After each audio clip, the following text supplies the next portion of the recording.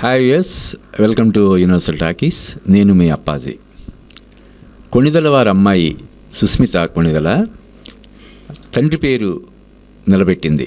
అంటే ఈ సినిమా సంబంధించినటువంటి అనౌన్స్మెంట్ వీడియోలోనే తనని అంటే నా పేరు సుస్మిత కొణిదెల అని చెప్పి పరిచయం చేసుకున్నప్పుడు, అంటే ఒక హీరోకి ఒక నిర్మాతగా తను పరిచయం చేసుకున్నట్టుగా రూపొందించినటువంటి వీడియోలో చిరంజీవి ఆయన సరదాగా ఏం పేరు అన్నావు, ఇంటి పేరు అంటే కొణిదెల అని చెప్తుంది. ఇంటి పేరు నిలబెట్టాలని చెప్పి ఆయన సరదాగా చెప్పడం ఇప్పుడు బాగా వైరల్ అవుతుంది. ఎందుకంటే నిజంగానే అమ్మాయి సుస్మిత తండ్రి పేరుని తన ఇంటి పేరుని చాలా ఘనంగా నిలబెట్టిందని చెప్పొచ్చు. ఇప్పుడు మనశంకర వరప్రసాద్ గారి సినిమా ఏ రేంజ్లో సక్సెస్ సాధిస్తుందో మనం చూస్తున్నాం. అంటే ఈ సక్సెస్ క్రెడిట్ డెఫినెట్గా మేజర్ షేర్ అంటే లైన్ షేర్ అనిల్ రావిపూడికే మనం ఇవ్వాల్సి ఉంటుంది. అంటే కెప్టెన్ ఆఫ్ ది షిప్ లాగా ఈ సినిమాకి సంబంధించి మొత్తం తనే అంతా లీడ్ చేసి అటు ప్రచారాన్ని కానీ ఇటు కంటెంట్ని కానీ అన్ని రకాలుగా జాగ్రత్తలు తీసుకొని ఈ సినిమా ఎంత ఘన విజయం సాధించడంలో కీలక పాత్ర పోషించింది ఫస్ట్ అనిల్ రావిపూడి అయితే, తర్వాత అందుకు అనిల్ రావిపూడికి సహకరించినటువంటి మెగాస్టార్ చిరంజీవికి తర్వాత క్రెడిట్ మనం ఇవ్వాల్సి ఉంటుంది. ఆ తర్వాత ఈ నిర్మాతలు సాహు గారపాటి, సుస్మిత కొణిదెలకి ఇవ్వాల్సి ఉంటుంది.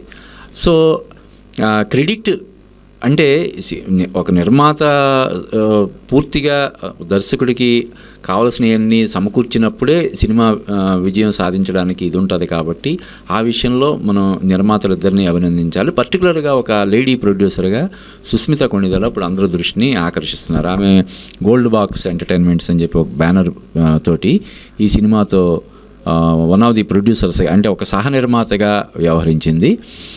ఇప్పుడు అంటే ఈ సినిమాకి మాత్రమే పరిమితం కాకుండా తర్వాత కూడా కొనసాగించాలి, నిర్మాతగా తను కొనసాగుతానని చెప్పి ఇప్పుడు ఈ సినిమాకి సంబంధించినటువంటి ప్రమోషనల్ ఇంటర్వ్యూస్లో ఆమె చెప్పడం మనం చూస్తున్నాం. అంటే నెక్స్ట్ ఆమె రామ్ చరణ్తో ఓ సినిమా ఉంటుందా, లేకపోతే మళ్ళీ మెగాస్టార్ తోటి ఇప్పుడు ఈ బాబీ దర్శకత్వం ఇస్తున్నటువంటి సినిమాకి సుస్మిత అసోసియేట్ అవుతుందా ఏంటనేది ఇంకా క్లారిటీ రావాల్సింది. లేకపోతే తనే సొంతంగా ఏదైనా ఒక చిన్న బడ్జెట్లో మీడియం బడ్జెట్లో అయినా సినిమా చేస్తుందా, లేదు అంటే ఈవెన్ తను మంచి సబ్జెక్ట్ ప్రిపేర్ చేయించుకుంటే మెగా కాంపౌండ్లోనే బోలెంతమంది హీరోలు ఉన్నారు. వైష్ణవ్ తేజ్ ఉన్నాడు, సాయిధరం తేజ్ ఉన్నాడు, వరుణ్ తేజ్ ఉన్నాడు, ఇలాగ చాలామంది. ఏదైనా పవర్ఫుల్ సబ్జెక్ట్ అది కుదిరితే even mega power star Ram Charan తోటి సినిమా తీసే అవకాశం ఆమెకు ఉంటుంది.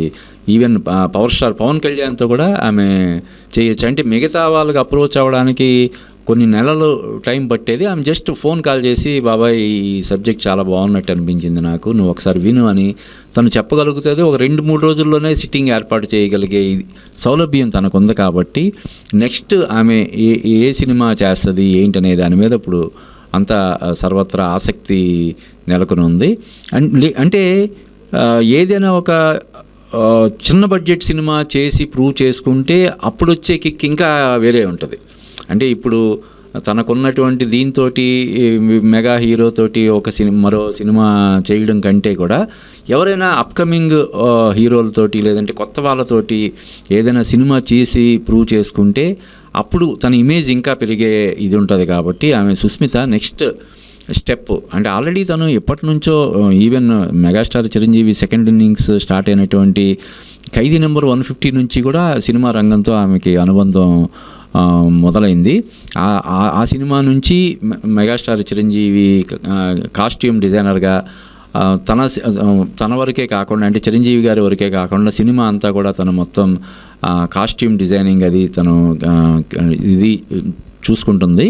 ఇది ఇప్పుడు ఈ సినిమాలో కాస్ట్యూమ్ డిజైనింగ్తో పాటు ప్రొడక్షన్లో కూడా ఇన్వాల్వ్ అయ్యి చాలా అసాధారణటువంటి విజయం అందుకున్నటువంటి నేపథ్యంలో ఇప్పుడు సుస్మిత కొణిదెల ప్రొడక్షన్ నుంచి వచ్చే నెక్స్ట్ సినిమా ఏంటనే దాని మీద ఇప్పుడు అందరిలోనూ ఆసక్తి నెలకొని ఉంది. దానికి సంబంధించినటువంటి అధికారిక ప్రకటన త్వరలోనే వెలువడే అవకాశం ఉందని మనం చెప్పొచ్చు.